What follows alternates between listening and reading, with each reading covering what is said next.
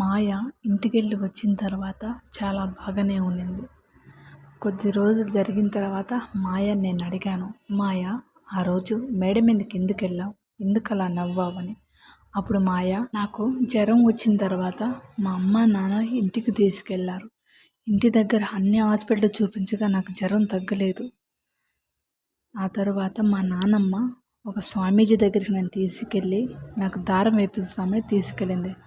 అప్పుడు ఆ పూజారి నన్ను చూసి, ఈ అమ్మాయి మీద ఒక మగగాలి ఆవహించింది, అందువల్ల ఈ పాపకి ఇలా జ్వరం వస్తుంది అని చెప్పేసి నాకు మంత్రం ఇచ్చి ఒక తాయెత్తు కట్టాడు అని చెప్పింది. చెప్పిన తర్వాత మాయ తనని ఒంటరిగా ఎక్కడికి వెళ్ళొద్దని, తోడుగా ఎవరన్నా తీసుకెళ్ళమని చెప్పింది. అలా మాయ ఎక్కడికి వెళ్ళాలన్నా నన్ను తోడుగా తీసుకెళ్ళేది. ఇలా కొద్ది రోజులు బాగానే ఉన్నాము ఇద్దరం.